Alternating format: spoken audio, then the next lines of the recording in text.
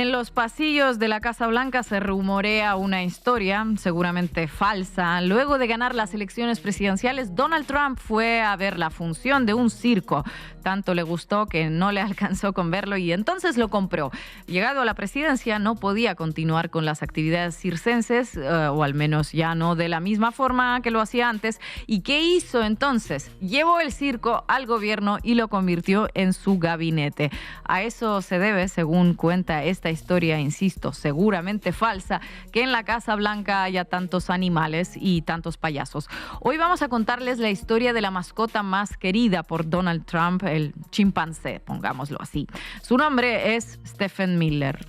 Luego de bombardear Caracas, el agente naranja anunció que 3 virreyes gobernarían la patria de Bolívar. Uno es Peter Hegseth, secretario de Guerra, otro Marco Rubio, secretario de Estado, y el tercero, el más desconocido, Stephen Miller. Y es toda una estrella en este circo. La importancia que tiene el personaje la transparentó el propio Donald Trump. Meses atrás, la agencia de noticias Bloomberg lo mencionaba como un candidato para ocupar el cargo de consejero de Seguridad Nacional. Consultado, Trump acerca de esa posibilidad, dijo que para Miller ese cargo importantísimo sería una rebaja. Stephen está mucho más arriba en la jerarquía, remató. ¿Quién es entonces Stephen Miller, este personaje tan importante? Llegó al trumpismo hace una década antes de ganar la elección presidencial de 2016 con apenas 30 años. Sin experiencia en cargos ejecutivos, hasta ese momento se había desempeñado como asesor de prensa de 3 congresistas republicanos. En el circo de Trump tuvo un ascenso rápido de la mano de Steve Bannon. Al poco tiempo participaba ya en la redacción de los discursos del entonces candidato. Durante la primera administración fue director de redacción de discursos y asesor principal del presidente. Actualmente sigue siendo la pluma más importante, pero ocupa el cargo de vicejefe del Gabinete de Política y Seguridad Nacional. La relevancia de Miller no deriva tanto del cargo que ocupa, sino de sus vínculos con Trump. Hay quienes dicen que es prácticamente un hijo adoptivo. ¿Recuerdan que hace algunas semanas Trump dijo que los venezolanos le habían robado petróleo a Estados Unidos, el petróleo que está en Venezuela? El hallazgo no salió de la imaginación de la gente naranja. El autor de la fórmula no fue otro que Stephen Miller. Sin embargo, su obsesión no es el petróleo. Desde pequeño, Miller tenía inclinaciones, digamos, atípicas, un poquito nazis, diríamos. A diferencia de otros niños, no quiso ser bombero, policía, ni jugador de fútbol. Su obsesión desde la juventud ha sido perseguir y deportar inmigrantes. La periodista estadounidense Jan Guerrero escribió una biografía titulada Incitador al odio, Stephen Miller, Donald Trump y la agenda del nacionalismo blanco. La autora menciona que un hito en la conversión del joven Miller hacia posiciones ultraconservadoras se produjo luego de leer un libro que se titulaba Guns, Crime and Freedom. El autor era Wayne Lapierre, director general de la Asociación Nacional del Rifle. Qué deleite deben haber sido esas páginas. Guerrero cuenta que Miller cree en la superioridad genética de los blancos y en la eugenesia. Esto es la posibilidad de mejorar la especie. De allí su obsesión con ejercer control poblacional sobre los latinos y los negros. Prestemos atención a este punto porque desde esta mirada el tema de la inmigración tiene otras implicaciones mucho más graves. Cito a Guerrero: para Stephen Miller no se trata de seguridad nacional ni de mantener alejados a los criminales. Se trata de reestructurar los flujos étnicos que entran al país para mantener alejadas a las familias de color y afroamericanas. Miller, dice Guerrero, se radicalizó desde muy joven en esta creencia que ahora permea al Partido Republicano y que Donald Trump promueve, la creencia de que las personas de color y afroamericanas representan una amenaza existencial para Estados Unidos. Y si hay un mérito para rescatar a Miller es el de no pasar desapercibido. Sus estudios los cursó en la Universidad de Duke. El ex vicepresidente de la universidad, John Burns, no se olvida de él y lo recuerda así. Dijo: parecía asumir que si tú estabas en desacuerdo con sus opiniones, se debía a que habría algo malévolo o estúpido en tu pensamiento. Era alguien increíblemente intolerante, para sorpresa de nadie. ¿Cómo se formó Stephen Miller? ¿De dónde surgió ese pensamiento intolerante? Guerrero señala que durante su adolescencia atravesó un momento muy difícil en su vida y entró en contacto con extremistas que lo introdujeron en la fantasía de que tenía que salvar al país del Partido Demócrata, al que asociaban con musulmanes, mexicanos y afrodescendientes. Una de las personas que lo formó es el ya fallecido David Horowitz, quien era titular de un think tank dedicado a la difusión de todas estas ideas.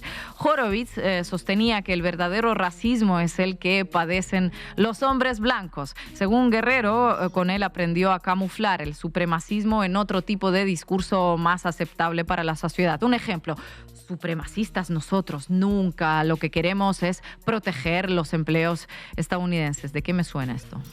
En Incitadores del Odio, la autora destaca que la influencia de Miller sobre Trump se debe a que comparten los mismos prejuicios y a que Miller lo impulsa siempre a ir más allá, siempre en la dirección más agresiva, lo cual es un montón en el caso de Trump. Cito: la agresividad es algo que, como saben, le habla inmediatamente a Donald Trump. A lo largo de su vida, Trump ha hablado de la importancia de ser un asesino en la sociedad, de tener instintos asesinos, y Miller comparte su instinto de violencia. Un ejemplo de esto, entre trágico y risible, lo encontramos en una anécdota que contó el secretario de Defensa de la primera administración Trump, Mark Esper. Finalizada aquella presidencia, Esper publicó un libro de memorias de su paso por la gestión, donde narra algunos de los disparates que le tocó vivir. Entrevistado por 60 minutos, se refirió a un cruce con Stephen Miller mientras esperaba para entrar a la oficina de Trump. Escúchenlo. Who suggested that we send 250,000 U.S. troops to the border? Yeah, Stephen Miller. We're in a meeting waiting for the president to come out. We're standing around the Resolute desk, and he's behind me, and this voice just starts talking about caravans are coming, and we need to get troops to the border, and we need 250,000 troops. And I think he's joking. And then I turn around and I look at him, and these deadpan eyes, it's clearly he is not joking. And so I say something like, well, look, DHS can handle whatever caravans are coming up. They've done so in the past. And he repeats, no, we need 250,000 troops. And I just turn squarely around to him, face him, and say, I don't have 250,000 troops to send on some ridiculous mission to the border. Un café, una botella de agua y 250,000 soldados en la frontera con México. ¿Algo más desea el señor? Miller empuja a Trump en sus instintos más radicalizados. Otra cualidad que tiene, muy valorada por Trump, es la de no contradecirlo nunca. Lo que en Venezuela se llama un jalabolas. Un flor de jalabolas. En un pasado lejano, hace más de 10 años, Miller dirigió sus dardos contra Marco Rubio, su compañero en el triunvirato imaginario que pretende dirigir por Wi-Fi al neovirreinato de Venezuela. ¿Cuál fue el motivo en aquel momento? Para Miller, Rubio era un blandengue, un tibio, demasiado moderado en materia migratoria. En lo que a Venezuela respecta, Miller también es el autor del otro hit de política ficción, que es que el gobierno bolivariano vació cárteles y manicomios y los envió directamente hacia Estados Unidos. El tópico fue repetido por Trump innumerables veces en los últimos meses. Miller ya lo había dicho después del debate presidencial con Kamala Harris en aquel momento, donde declaró que la criminalidad en Venezuela ha bajado más del 60% porque los criminales están llegando a Estados Unidos. Otra característica mencionada por Jean Guerrero, que ayuda a entender el personaje, es su fascinación obsesiva con las películas de mafiosos. Cuenta la autora que hasta bien pasados los 30 años, Miller se disfrazaba como el personaje que interpreta Robert De Niro en la película Casino y solía viajar a Las Vegas para cumpleaños y celebraciones. Escuchen esta frase de Guerrero que es premonitoria, abro comillas. La idea de que no hay ley ni orden por fuera de la ley del más fuerte define a Stephen Miller y a Donald Trump. Stephen Miller y Donald Trump están cumpliendo los sueños que tuvieron alguna vez allá lejos y hace tiempo, cuando eran niños. Jugar a los pistoleros con un arsenal nuclear y tomando al mundo como rehén. Venezuela es solo una de sus primeras víctimas. That Cuba is ready to fall. You know? Yes. Cuba looks like it's ready to fall. I don't know if they're going to hold out. But Cuba now has no income. They got all of their income from Venezuela, from the Venezuelan oil. They're not getting any of it. And Cuba literally is ready to fall. And you have a lot of great Cuban Americans that are going to be very happy about it.